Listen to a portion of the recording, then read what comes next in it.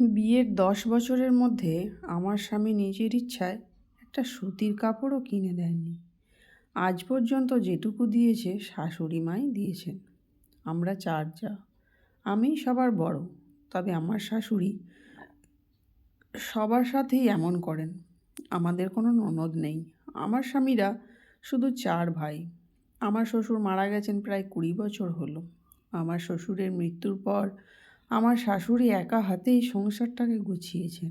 নিজের ছেলেদের একা হাতে মানুষ করেছেন। তবে আমার স্বামী ও তার ভাইরা খুব মা ভক্ত।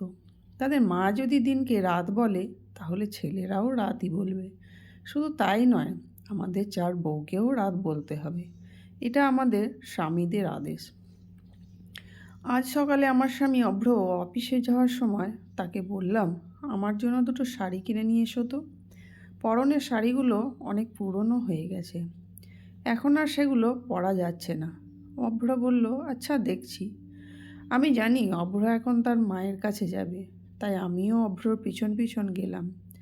দেখলাম অভ্র তার মায়ের রুমের ভেতরে গেল। আমি ভেতরে গেলাম না, বাইরে থেকে কথাগুলো শোনার চেষ্টা করলাম। অভ্র তার মাকে বলল, মা, অনুর পরনের শাড়িগুলো প্রায় ছিঁড়ে গেছে। এখন বলছে আমাকে যেন ওর জন্য দুটো শাড়ি কিনে নিয়ে আসি। আমি কি শাড়ি কিনে নিয়ে আসবো? আমার শাশুড়িমা বললেন, না, নিয়ে আসবি না, তুই অফিসে যা। আমার স্বামী বাধ্য ছেলের মতো মায়ের কথা পালন করলে আর চলে গেল। আমি একটা দীর্ঘশ্বাস ছাড়লাম। বিকেলের দিকে শাশুড়ি মা কোথায় যেন গেলেন। সন্ধ্যার আগে ফিরলেন হাতে কয়েকটা প্যাকেট নিয়ে। সন্ধ্যার পর আমাদের 3 জায়ের হাতে 2টি করে 6টি শাড়ি দিলেন। ওরা খুশি হয়ে সবাই নিজের নিজের ঘরে চলে গেল। ওরা চলে যাওয়ার পর শাশুড়ি মা আমাকে দুটো শাড়ি হাতে দিয়ে বললেন, তোমার পছন্দের রঙের শাড়ি কিনে নিয়ে এসেছি বৌমা। মায়ের কথা শুনে আমি হতবাক হয়ে গেলাম। তারপর তিনি আবার বললেন, শোনো অনুমা, তোমার জন্য শাড়ি কেনার কথা অভ্র আমাকে বলেছিল, কিন্তু আমি নিষেধ করেছি। কেন জানো?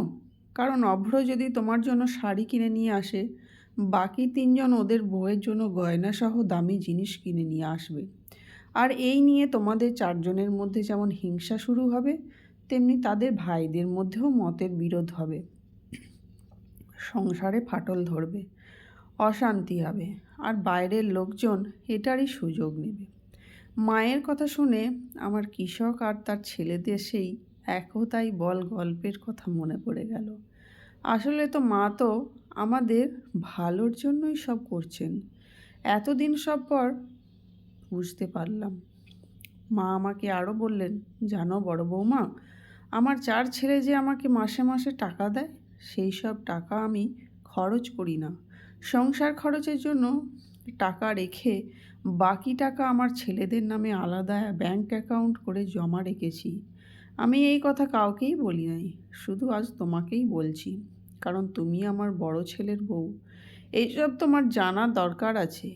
আমাকে কথাগুলো বলে মা নিজের রুমে চলে গেলেন।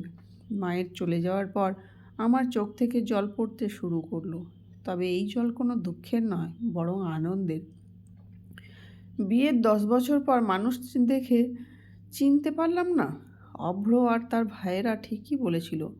স্বামীকে ছাড়া এই একা 20টা বছর নিজের ছেলেদের মানুষ করেছেন, একা হাতে সমস্যার সমাধান করেছেন। এখন আবার ছেলের বউদেরও ঠিকভাবে সামলাচ্ছেন। সত্যি মানুষটির প্রশংসা না করে পারি না। এমন বুঝদার মানুষ যেন প্রতিটি ঘরে ঘরে হয়। সেই দিন আমরা 4 যা মিলে সিদ্ধান্ত নিলাম মাকে একটা সারপ্রাইজ দেবো। তাই মায়ের একটা পেন্টিং আঁকতে শুরু করলাম। কয়েকদিন মাকে সেই পেন্টিং উপহার দিলাম, যার নিচে বড় করে লেখা ছিল মা। পেন্টিং হাতে পেয়ে মা খুব খুশি হলো, তবে তার চোখের কোণে জল দেখতে পেলাম। হয়তো এটা আনন্দের অশ্রু হয়ে ঝরে পড়ল। তারপর থেকে আমরা 4 যা আর কোনোদিন শাশুড়ির কোনো কথায় অবাধ্য হইনি। এই ঘটনা ঘটার পর থেকে শাশুড়ি মায়ের প্রতি আমার ভালোবাসা যেন দ্বিগুণ হয়ে গেল। কে বলে শাশুড়িরা মা হতে পারে না? ভালোবাসা দিলে তবেই তো ভালোবাসা পাওয়া যায় বন্ধুরা। ধন্যবাদ। আমার ভিডিওটি ভালো লেগে থাকলে অবশ্যই একটা লাইক দেবেন এবং কমেন্ট করে জানাবেন কেমন লাগলো।